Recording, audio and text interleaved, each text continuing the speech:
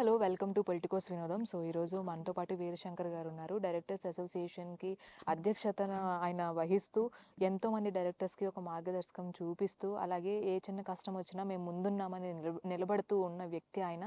మరి ఈరోజు విశ్వవిఖ్యాత నట సార్వభౌమ నందమూరి శ్రీ నందమూరి తారక రామారావు గారి 'మాయాబజార్' సినిమా రిలీజ్ అయ్యే సందర్భంలో ఆయన పుట్టినరోజున పురస్కరించుకొని ఈ సినిమా మళ్ళీ మన ముందుకు తీసుకొస్తున్నారు రామారావు గారు.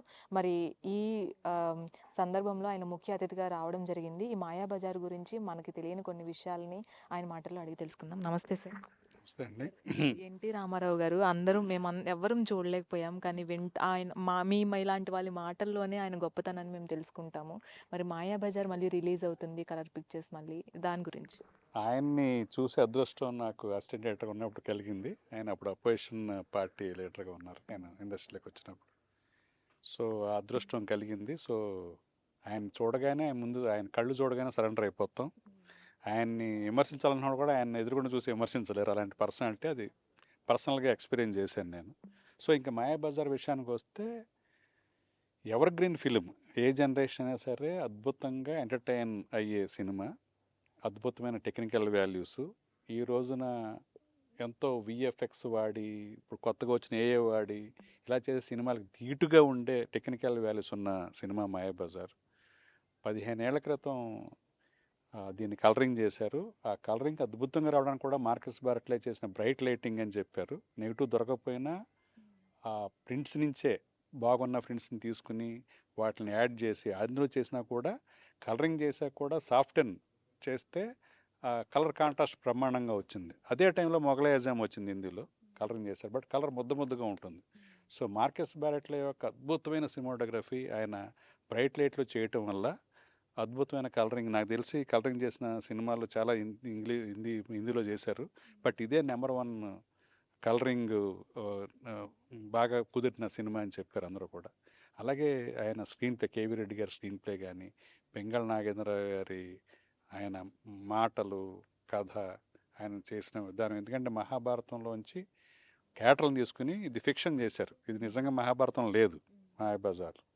సో దాన్ని అద్భుతంగా చేసి, అంటే గొప్ప. అదే నేను చెప్పాను ఇందాక, 2010లో రిలీజ్ అయినప్పుడు అప్పుడు ఒక సాఫ్ట్వేర్ ఇంజనీర్ ఒక అమ్మాయి, మా జనరేషన్ ఎంత గొప్ప నటన్ని, ఎంత గొప్ప సినిమాలని మిస్ అయ్యామనేది సినిమా చూసి తెలిసింది. అంతకన్నా గొప్ప కాంప్లిమెంట్ ఈ జనరేషన్లో లేదు. మళ్ళీ 15 ఏళ్ళ తర్వాత 2-3 జనరేషన్ వచ్చేసింది మళ్ళీ యూత్.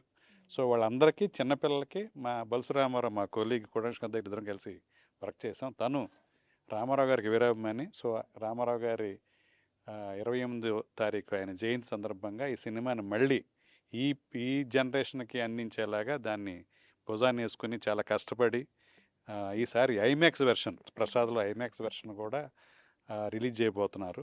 సో మాయాబజార్ అభిమానులు, తెలుగు సినిమా అభిమానులు, మన భారతదేశంలోనే సిఎన్ఎన్ ఐబిఎన్ సర్వే చేసిన 100 అత్యుత్తమ చిత్రాల్లో మన మాయాబజార్ ప్రథమంగా నిలిచింది, మొదటి స్థానంలో నిలిచింది. సో అలాంటి గొప్ప సినిమాని ఈ జనరేషన్ చూసి డెఫినెట్గా వాళ్ళు ఎంజాయ్ చేస్తారు, ఎంటర్టైన్ అవుతారు. దీని గొప్ప సినిమాని వాళ్ళు చాలా ఆస్వాదిస్తారు. సో ఇప్పుడున్న పేరెంట్స్ అందరూ కూడా వాళ్ళ పిల్లలకి, అలాగే యూత్ ఈ సినిమాని చూసి డెఫినెట్గా ఐమాక్స్ వెర్షన్లో ఒక కొత్త ఎక్స్పీరియన్స్ తీసుకుంటారు. సో ఇంత కష్టపడి ఈ జనరేషన్ అందించాలనే దీంతో మా రామారావు చేస్తున్న ఈ ప్రయత్నానికి మీరు మీ వంతుగా ప్రోత్సహించి ఈ సినిమాని చూసి ఆనందిస్తే అదే అతను కష్టపడ్డ దానికి ఫలితం తగ్గినట్టు. సో 28వ తారీఖున ఇంకొకటి విషయం ఏంటంటే, మీరు దాసరి నారాయణరావు గారి స్ఫూర్తిని ముందుకు తీసుకెళ్తూ ఎన్నో కార్యక్రమాలు చేస్తూ వచ్చారు. అప్పటి నుంచి ఉన్న ఫ్లేవర్స్, సినిమా ఫ్లేవర్ ఏదైతే ఉందో ఇప్పుడు సినిమాల్లో తక్కువైందని మాకు అనిపిస్తుంది మేము సినిమాలు చూస్తుంటే. మీరేమంటారు సార్ దాని గురించి? అంటే జనరేషన్ బట్టి యూత్ యాటిట్యూడ్, యూత్ ఎలా ఉన్నారు, యూత్ ఎలా అర్థం చేస్తారు సొసైటీని, దాన్ని బట్టి డైరెక్టర్స్ అప్డేట్ అయ్యి ఈ జనరేషన్ తగ్గట్టుగా ఇవ్వాల్సి వస్తుంది. కాకపోతే ఒక్క దురదృష్టం ఏంటంటే ఇప్పుడు వస్తున్న చాలామంది దర్శకులకి తెలుగు సాహిత్యం మీద అవగాహన లేదు.